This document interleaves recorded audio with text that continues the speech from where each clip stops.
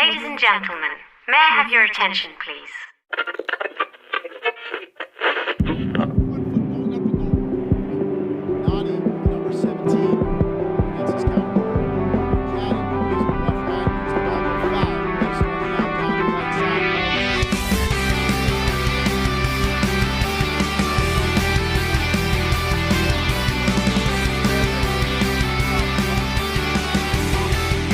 NERevs UK, all things revolution from a UK perspective. Hello everybody, my name's Mike and welcome back to the NERevs UK Show, all things revolution from a UK perspective. Another fairly packed episode this week. It won't be as packed as last week because we managed to fit 2 games in to one episode. So obviously thankful to every single person that managed to get through that one, because that was a fairly hefty show. But we are obviously going to be looking back as the Revolution hosted the Club de Crew, the soccer club of the Football United, the Crew. Some team that came out of Columbus anyway faced the Revolution at Gillette Stadium. So I'll be talking through my notes as I watch the game back on that one. We will then obviously be delving into the analysis of the game as I kind of look at the highlight reel and talk you through some key moments and obviously praise the Revolution when they did well, but obviously bring up things of note there where we had maybe some missed opportunities.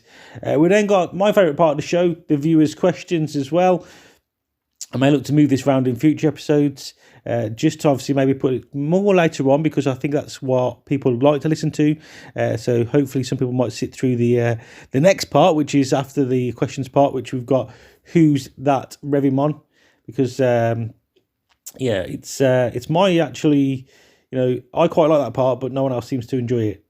But I'm still going to carry it on. I'll keep plugging it until somebody starts getting involved.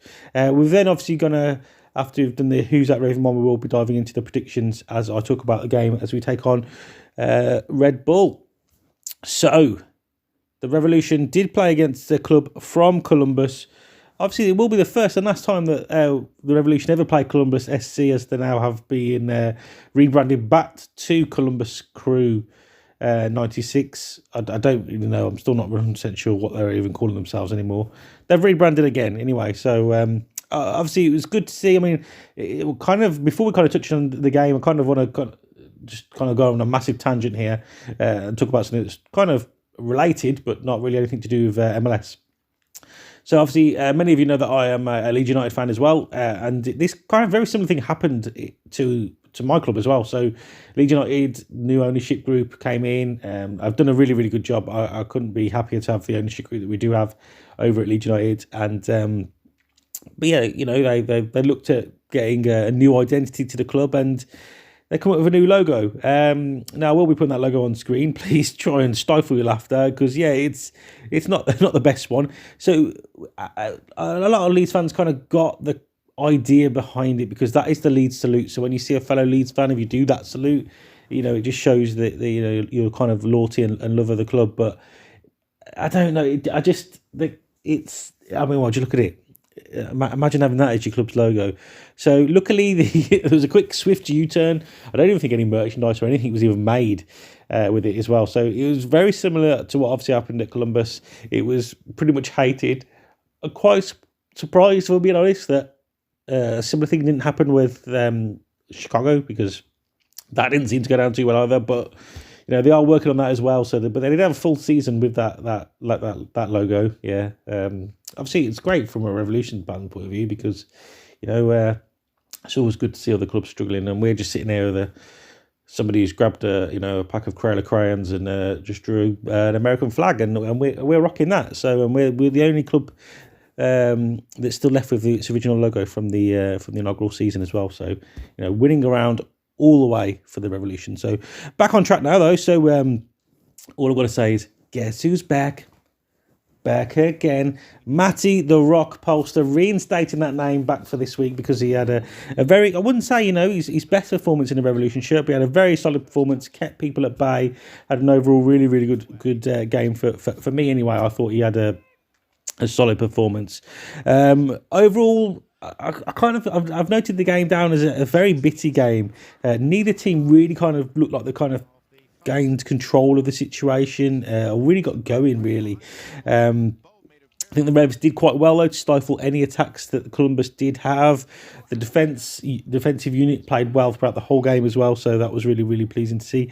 But at the same time, while I think we had a good performance, I think that we still struggled to really break down that Columbus defence. And I think that we have got to give some credit to the Columbus defence, because they did keep us at bay for very long times, and we did seem to really struggle to break them down. The one plus I really took from the whole thing is that, yes, I know, Zellaran wasn't in the team, and, there's some changes made, and it probably wasn't the strongest Columbus team on paper. But with all that being said, the fact that they, it was such a defensive game for them and such a good defensive performance from them, I would say, that, look how far the Revolution have come to put the current champions, in such a mindset that they literally just have to defend for their lives to stop the Revolution from scoring. I mean, I think that shows how far we've come as a team as well. Obviously, just talking about the starting lineup, obviously, really pleasing to see that Zellaran wasn't playing, because I think if he had played, it would have been a slightly different game. But it definitely would have been a different game. Good to see Teal starting again. I think he's rewarded for his performance in the last game. That's really good to see. Obviously, him getting some good minutes on the pitch as well. And again, he had a really good performance again. I wouldn't say, again, it wasn't a world-beating performance, but I think it was a good all-round solid performance from Teal.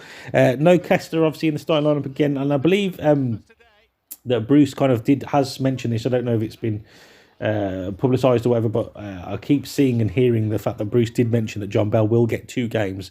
So I believe that Henry was probably told about that beforehand as well, that John is getting 2 games. I would have liked to have seen John Bell play alongside Henry Kessler to see what that partnership looks like, but I think him and Farrell did really well. I think John Bell actually had a really good game. He kind of put a lot of pressure on Zardes really early on from the off, actually. The first kind of instant when it was a kind of battle up against Bell versus Zardes, and Bell came out on top. And I think throughout the whole game, he tried to mark him really well and sat very tight to him, and didn't really give him much opportunities to get on the ball. So a really, really good performance from him. I mean, we're in a really good position at the moment because we've got 3 really good centre-backs, which is good to see, because if we need that rotation piece, we've got it there. It looks like that Farrell's going to be the starting choice, and then we're going to be possibly rotating in the mixture between Bell and Kessler when the game calls for it. For me, the starting pairmanship still needs to be Andrew Farrell and Henry Kessler, but it's good to see that John Bell can play just as well as them two, if not better at times. But yeah, it would have been nice to see what the Kessler-Bell partnership looks like, because I think that's where really the future lies with them two, because they're very young players. I think obviously Andrew, I think he's been a great servant to the club, but I'm not saying that he's going to be retiring any soon, but age is going to catch up within the next kind of few seasons, and I do think if we can kind of keep a Bell and a Kessler around and fully fit and to the level that they're at the moment, I think we've got our partnership for the future right there.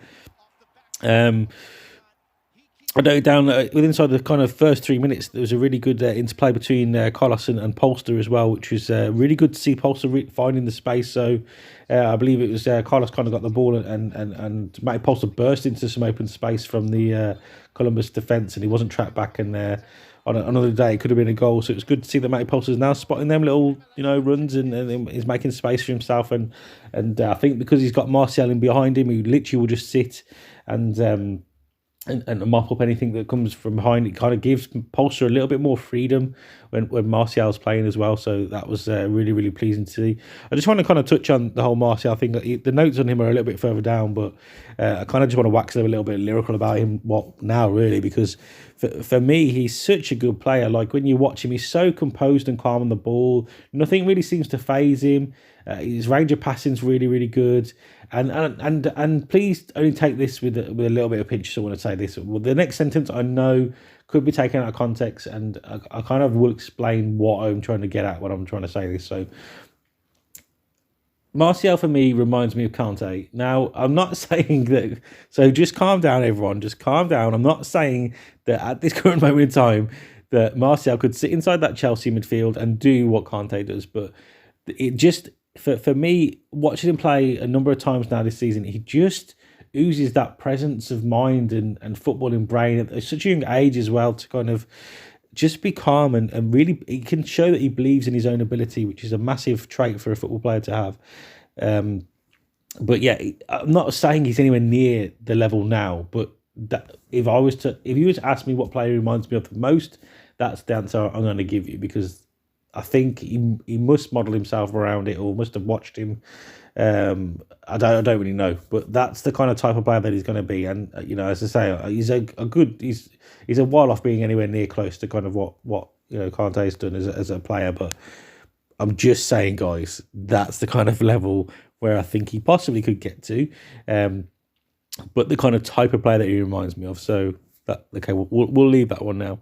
I think also notes that I've made down is that Jones overlapping quite a lot, and Tristanson cutting inside, obviously, to give him that option to kind of go on the overlap was good to see. And I think their link-up play is starting to get there now. There's a few good moments quite kind of late on in the second half as well. We had an incident where actually the roles were reversed this time as such, because Tristan did pull out slightly more wider, which was good to see, because I did make note on earlier that it was a little bit disheartening sometimes to see the fact that Tristanson was so far inside that he didn't really give us that option. But then, if Jones is more than happy to kind of keep that as the overlap, then maybe it gives us a little bit of exposure sometimes on that left-hand side defensively if we're in a defensive transition. But hopefully that's when you can have the likes of John Bell to come across. Then we got Martial or Polster just sitting inside as that kind of extra defender there, and hopefully kind of things can work from there.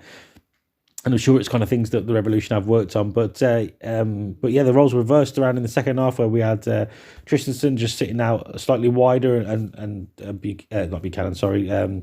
Jones is kind of cut inside and underlapped, I suppose you could say it was.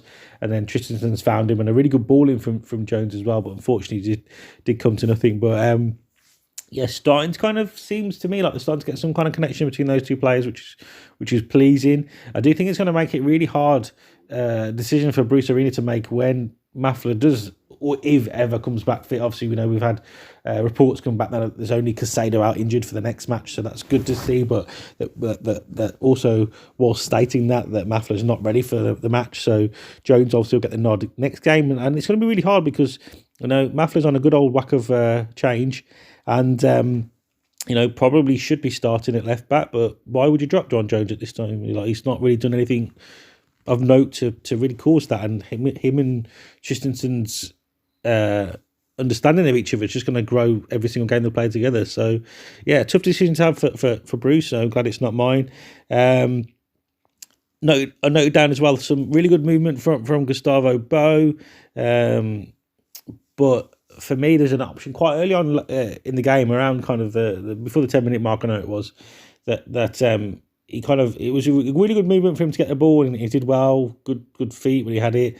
Turned, and he kind of snapped at his shot. But for me, if he just looked up a slight bit earlier, Martial was free and was in definitely a better position to strike the ball. Not saying the outcome would have been any different, but for me, just sometimes Gustavo's decision making is I think his biggest problem, because while he's got the ability, he can see it, and he had the good presence of mind to do what he did, and good feet, and had the skill set to do it. But just then the decision making in that last kind of second was the one for me that kind of possibly marked him down on a bits for me during the game. Brandon Bai, really aggressive attacking play from him, especially early on in the game. Looked really pumped for the game. Looked like he was eager to kind of get us on the front foot from the off. And I said very very kind of aggressive attacking play from him. Looked really really up for it, which is good to see. I think he's developing into a very very good player, and I think it's only a matter of time before we kind of see what Brandon Bai can unleash. As he kind of almost is reaching his full potential, as some might say. We've got the crew. Sorry, they are the crew now. I was going to say it's not crew, it's Columbus. For me, I didn't really definitely the first 25 minutes, even not the whole first half. No, I would say no, because they did have an opportunity kind of around the kind of late 20-minute mark. But for me, definitely the first 25 minutes. The crew offered absolutely nothing going forward, and I mean I don't know how many teams can kind of say that you've played against Columbus Crew and for 25 minutes literally nothing happened, because I mean I'm not saying that the Revs were any better, but we were definitely on the front foot in that part of the game, and they just offered nothing at all going forward. Also, kind of I've got to give the ref a bit of credit in this one because I think he let the game flow, very minimal stoppages. Looked to protect Gill really early in the game, so I think it was Santos was putting in a few spicy tackles on Gill and just had a word with him very early on to let him know, like, that this will not be tolerated. Just stop it, basically. So, yeah, and I've seen him having a word with a few players after a number of fouls went in quite early on Carlos, and that's when, to be fair to Columbus, they did. It wasn't a dirty performance from them. They wasn't throwing fouls around on Carlos all day long. They were trying to mark him, but they were also not being what we've seen from other clubs. So it was good to see, to be fair. So the referee took control of the situation. Columbus players heeded that, and that it was fairly warned that if this continues, we get yellow cards, we'll start flying out, and no one really wants that. So yeah, it was a well refereed game all round. To be fair, I thought it was a really good performance from the ref. Obviously, Carlos hitting the post as well. For me, that one, though, was just a great save. Such a good reaction save from Room. Just down to his left so quickly as well. Tipped onto the... Obviously, got very lucky that he tipped onto the post and obviously the ball just literally bounced back to him. But I think he deserved that look because that was a real top-quality save from him. It was a great run from Carlos. Good find from... I think it was Gustavo that played the ball into him and just wasn't tracked at all. Great to find him in that position. And normally... that would be a straight finish, an easy finish for somebody of Carlos' stature. But yeah, really, really good reaction save from him. And as I said, I think he deserved his luck with the fact that he managed to kind of get the rebound just directly back to him. Moving to the kind of second half of the game now, and I think the Revolution started on the front foot, albeit for around about 5 minutes. But yeah, really good pressing from the Revolution. Just some really good play and just really putting the Columbus crew under pressure straight away, so they knew that we'd come out to play in that second half. Bunbury, what else have I noted down? Teals had a snapshot. There was quite... I think it was around about the 63-minute mark, somewhere around there. Teals picked up the ball. I think it was not long before he came off, actually. So Teals got the ball kind of coming in from the right-hand side, and he snapped at a shot. And when you watch the replay, you can see the frustration for Justanson because he was open on the left-hand side. I don't see the thing for me. He's showing his frustration, which is great. Teals probably picked the wrong option in that opportunity, which we'll kind of talk about. I'm presuming it's going to be in the highlight reel.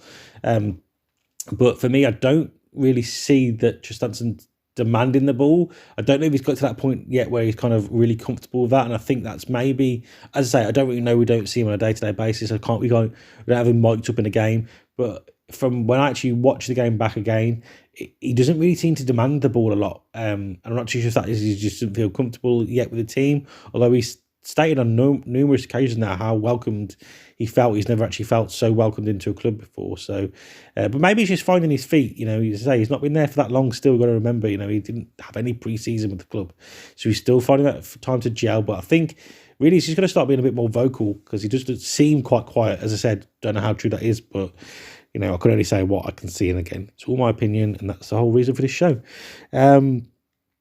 Only real Columbus Crew moment of the whole game really was game on the 61st minute. 61st minute, obviously when Artur took a shot from outside the area and hit the post. I honestly think if that's on target, I think Matt Turner probably does get something on that to possibly either push it wide or onto the post anyway. After watching it back in very, very slow motion, but yeah, I think it was a good opportunity for them. Our only real defensive lapse of the day, really letting them run at us and not really putting any pressure on them. But other than that, really, really solid performance from the defence. And for me, it just kind of felt like we were trying to force it. We were trying to force the game, and obviously it was good to see that fact that we were trying to get the 3 points. You can see that was the only thought they had on the mind is to get them 3 points. But it did look like we were really trying to force the thing and maybe just taking the wrong decisions or snapping at opportunities at times. And, it obviously it came good eventually. Great finish by Adam, but it's a good movement from him as well. Great find from Brandon Boy, but it was just like we were just trying to force it a little bit too much.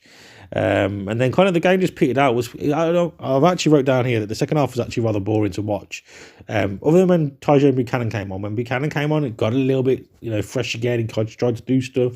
But yeah, it was definitely kind of was a little bit boring to watch, and I would say this now. I don't want to watch it back again, basically, because it was a fairly boring match all round. But that being said, I don't really honestly care because we've got 3 points on the board. So if we can keep this kind of thing going where we're not really playing it anywhere near our best, but yet we're still managing to pick up points, then, I mean, isn't that a sign of a really good team? I think it is.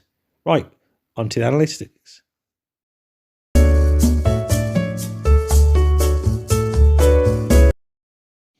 Question time. Thank you, obviously, to all of the people that do submit the questions. Now, unfortunately, I actually have missed two questions.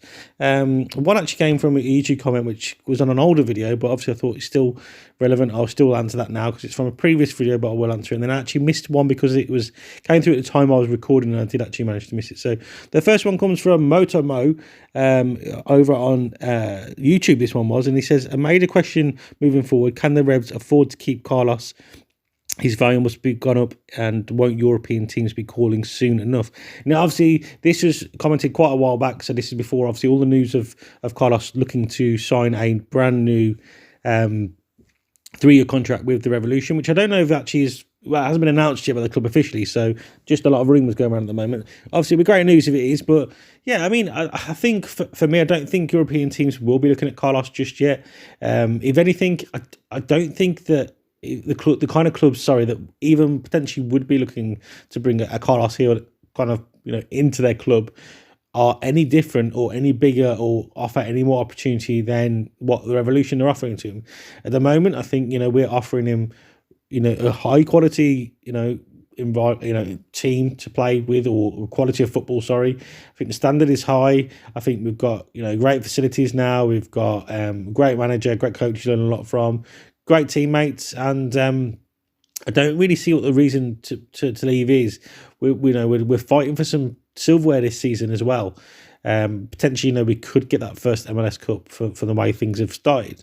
So if a European team does come knocking, depending obviously on the monetary values available, but again, as well as he's doing in MLS, I don't think he kind of, many teams will be looking to offer too much money for him. I don't think it'll ever be anything that would force the Revolution to really consider actually having him leave the club, because I don't think it'll ever be enough money to warrant what he does for the club, and for us to bring in, then thinking of bringing in a player of a similar stature to the Revolution.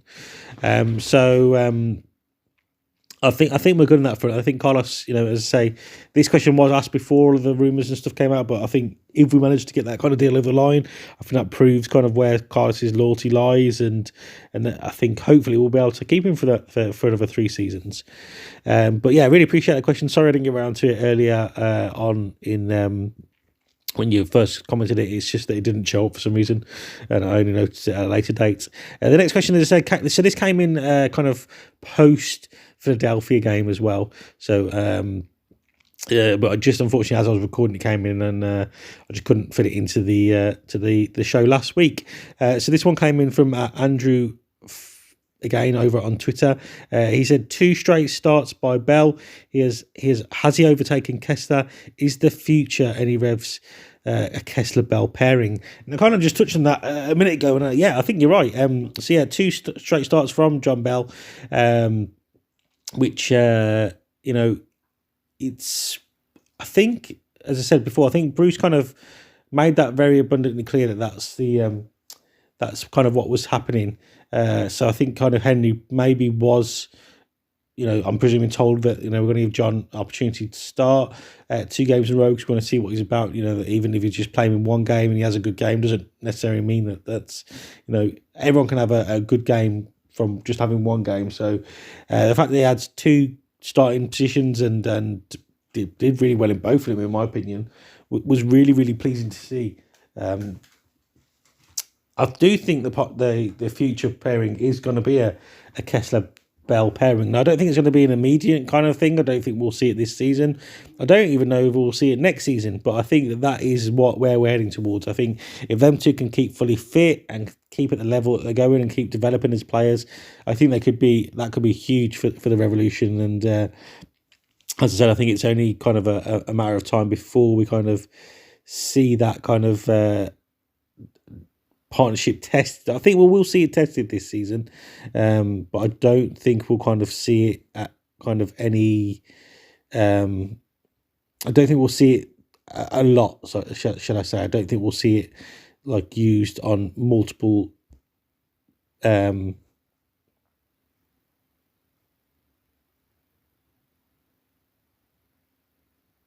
don't think we'll see it used a lot, basically just a lot this season. Really, is what I'm trying to get out. I've said it in a number of different ways now, and I really can't make the points any clearer.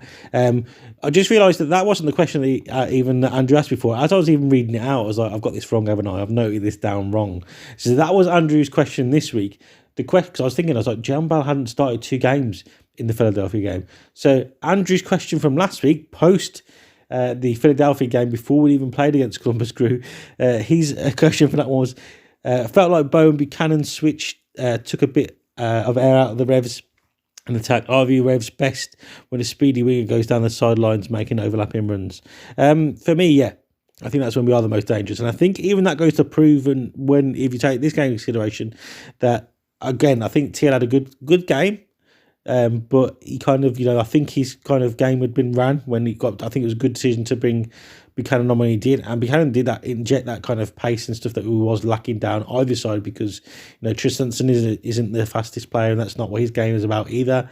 So it wasn't really, with the front 3, I suppose, or 4 you can say of Carlos, Bow, Bunbury, and Tristanson. I mean, Bunbury's not a slow player, but he's not kind of the level of what Buchanan offers. But that's quite a slow attacking line, really. So I think we did miss that injection of pace, and I think if we're going to play that again, then I think the Buchanan maybe on the one side, and then why not even try Teal up front? I mean, Teal's not. I know he kind of does a job wherever we kind of place him on the pitch, but why not give Teal a go up top if we are not going to be playing that kind of looking at maybe have Buchanan on the right. That's an option as well. But yeah, I think it kind of bodes better for us when we have got one of them pacey wingers on, because I think when we've got neither of them, I think we're not offering any pace up front. It's a little bit stifling for us, and I think the game gets a little bit bogged down. So there's the question from last week, Andrew. Very sorry I didn't manage to get that one in, and I just confused the hell out of everyone as well. Next time, obviously, regular listener and viewer and all-round good guy, David asks, in a one striker formation, Bow or Butts? So for me, I don't think Bow works hard enough off the ball to warrant him playing just as a lone striker. I think Adam definitely is the better of the two if we're playing just one up front. Bow shows good skill on the ball when it's played into him, but for me, doesn't work hard enough when you're not watching when you haven't got the ball. And I think that's the kind of difference between when you're kind of looking at players, because for me, if I was the coach of the New Revolution Academy, you've got all of these young players, like, maybe they're under 15s or something. So you've got all of these kind of like 13, 14-year-olds playing the game, and, they're all of a good standard because they're all there playing for your squad already. And it's not really the ability on the ball that you should really be looking at, because that they're all good at the game. They're all good with the ball at their feet. Everyone can, everyone who's kind of made it to a decent level can do that. It's for me, it's what they do off the ball. That's what you should be watching. Where does the player go when they haven't got the ball? Are they tracking back? Are they doing what you've asked of them when they've not got the ball? What is their movement from the attacking transition back to the defensive transition, and vice versa? It's the movement and the stuff they do off the ball that I think defines what a really top quality high end player, or how you kind of define the player. And I think that's what differentiates between the youngsters as well. That again, they're all going to be very good on the ball. They're all going to be, some are going to be slightly better than others, yes, but they're all going to be of a good standard, as they wouldn't have got it this far to get into a club's academy. So it's what they do off the ball that I think defines them as a player and can have them stand out and pushes them and propels them onto that next level. He also asks, Arena said that the Revs might be active during the transfer window. What position or role would you upgrade? And then also asks who is more important in the team, and he's put in brackets MVP, Carlos or Turner. So I'll answer the first question, obviously, about what role would you upgrade? And for me at the moment, I think we've got a pretty decent roster. I think we've got good depth in most positions. I think the fact that John Bell slots in now as that kind of depth piece in central defence has got me thinking that's all right. If I'm being honest, if you'd have asked me at the start of the season, I would have probably said right back would have been a probably a position that we could have looked to invest in, because I don't think Tyjon. I know you love how the way I pronounce his name. I don't think Buchanan's natural position is right back, and I don't think we should be forcing it at the moment for him, because unless we start playing wing backs, I don't think he still offers us the best defensive coverage in that position, and against the better teams when he's put under pressure. I think potentially he might struggle. Saying that though, obviously he did a great job against Nani, but I think if you had a whole season there, I think at times he would become a little bit unstuck, and I don't think it's naturally there. But Brandon Boyce started. It's hard to knock Brandon Boyce's performances of recent, because he hasn't really put a foot wrong. His delivery's definitely got better. He hasn't been. I can't say he's been at fault for any goals that the Revs have conceded. Defensively, he seems to be stronger. Again, he's not like the best right back in the MLS at the moment, but I think he's definitely he's heading in the right direction to kind of start maybe being at least in the discussion. So yeah, I don't really honestly know if we had some money to invest in a position. I mean, I honestly, as stupid as it's going to sound, because we've got our two DP players are strikers. I think it would still be a striker, because I don't think either of them, at the moment, at the time of recording, have done enough. I think Adam will eventually, but if we were pushed into a corner now, and the window was, you have the window open for a week, and we had the money to spend to go out and get a player to improve his team from the off now, I think that's possibly where I might look to buy. But at the same time, then is that wasting money? Because we all know that eventually, at some point, hopefully, Adam will start performing. Because Starbo will start hitting the form that he kind of did last season as well. So is that a waste of an opportunity there? But other than that, I mean, I suppose realistically, again, maybe let's completely flip it on our head now. And we'll say if we had to spend the money, and so if I was pushed to name a position, I suppose it'd have to be left back, because again, I don't think John Jones has done anything really that bad. Obviously, first game of the season, fair enough. We'll write that one off. We'll chalk that one off already, but other than that, I think he's put in fairly solid performances for the Revolution. Him and Tristanson now seem to start performing a little bit better together as well. So, but I think if it's the one area where we need to sort out, because realistically, we've just never resolved the issue, is just literally give Chris Tierney the number 8 shirt back and just let him play. Just let him play. Did I say the number 8 shirt? That wasn't even his shirt number. And I'm sorry, Chris, I've just literally besmirched. I probably shouldn't even be a fan of the club anymore. I don't even know where that came from. I mean, I know I like Matt Polster, but yeah, that's a weird one. Sorry about that, Chris, even though you'll never listen to this. But yeah, in all honesty, guys, I think that's the only area where I really see as potentially having a major issue, because right back, you say Brandon Boyce fell in well, and to be fair, Buchanan can fill in there, and left back, I mean, who knows what's going to be happening with Mafla. And again, I wasn't overly that impressed with him when I've seen him play. He definitely wasn't that impressive against in the Revs 2 team. He was okay. Again, for the Revolution 2, he did have a bit of flair, to be fair, about him. And again, it wasn't a bad performance from him, but it's not Chris Tierney, is it? So yeah, I think if I was pushed for an answer, it'd be left back. And then the other question, obviously, about Carlos or Matt Turner, who's the most important? And I'm going to be honest here, I'm not going to answer it, because I don't have to answer it.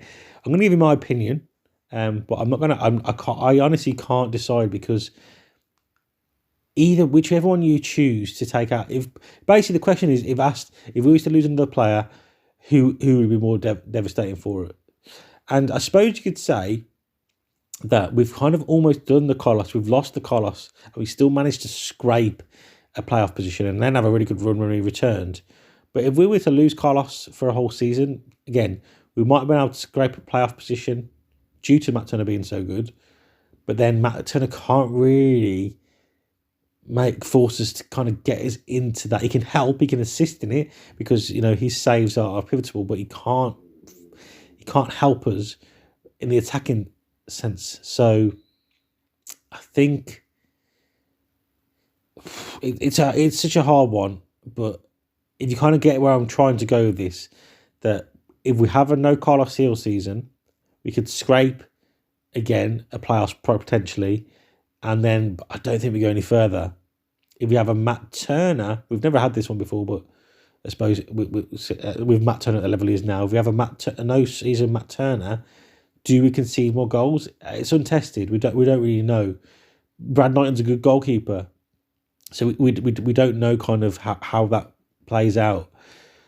But then we've still got Carlos on the pitch, so we can still potentially outscore teams. It's a tough one. I'm not answering it. That's my opinion. None and both at the same time. There we go, David. And then I think that was it for questions, wasn't it? Yeah, that was it for questions.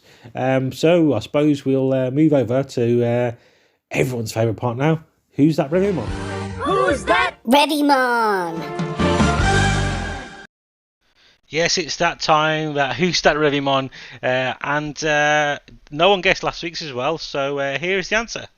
Who's that Revimon? It's Matt Reese. And here is this week's. Who's that Revimon? Well, obviously, Showery Joseph was the man of the match, man of the tournament almost. What is he doing that's so great, and what makes him such a special player? Well, it's just, he's a very powerful player. He's got unbelievable mental strength.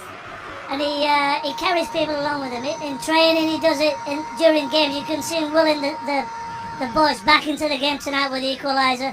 And then you could see him on the side. He's just a tremendous force for us. Unbelievable force. Make sure you comment down below who you think this week's Revimon is, and please, somebody comment.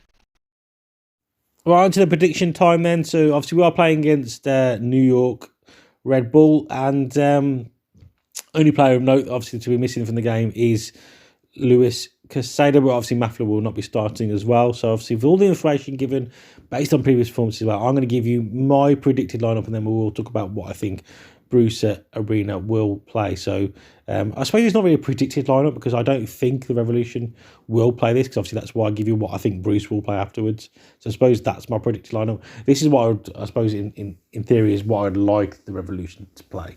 Now, I'm not going to be pushing the three at the back thing again, because I mean, I think I would go for that every week if I could do, but it's just not going to happen. And one, not because I don't think Bruce. Why would a manager? It would actually probably be pretty poor if a manager started playing a formation that we haven't really played. Obviously, we could start building up in the background in training and all that kind of thing, and the team could start training. But it would be pretty poor of a manager to go, right, guys, I know we've been playing these two formations throughout the season, but now I'm just going to go for a completely wild one and just change it to three at the back with two wing backs. All right. Go out there and win. Let's go. It would be pretty poor of a manager to do that. So I'm not going to keep pushing that narrative any longer. So with all that said, I'm going to predict my Revolution lineup. I'm going to give you my Revolution lineup, and then I'll give you Bruce's. So I think we'll go with an unchanged. I think we'll go with a change back line.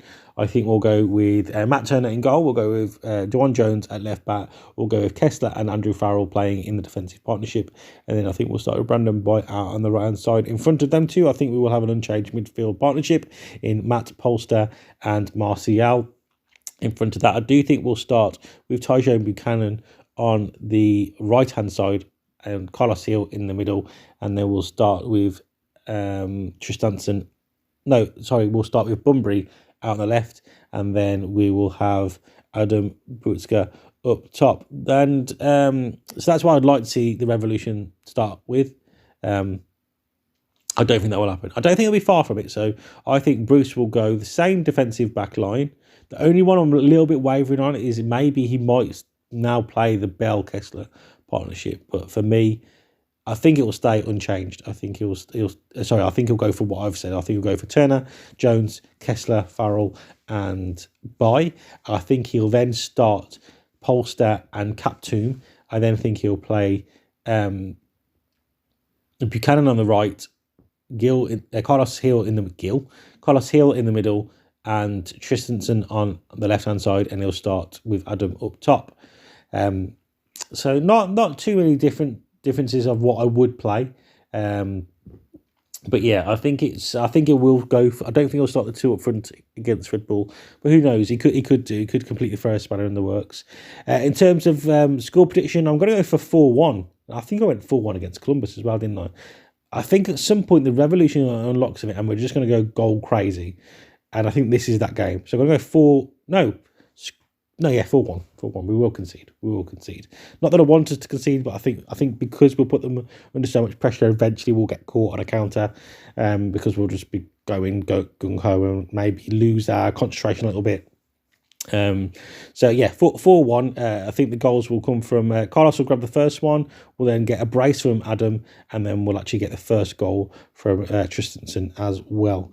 So guys, it's been great. It's been fun. I hope you've all had a good listen and you're having a great time. So I hope everyone is all safe and well. And I think I've been watching obviously the games, and it's been great to hear the Revolution fans in full, voice again. Just hear you, not in full. I nearly said full voice, but it's not obviously in full at the moment. So just hearing you guys and seeing you at the games, it's been really fun to watch. And obviously, as I said, one day I will be able to get out there and obviously join you lot. So that's it for today's show, guys. I hope you've enjoyed it, and stay safe, stay well, and I'll catch you guys in the next one.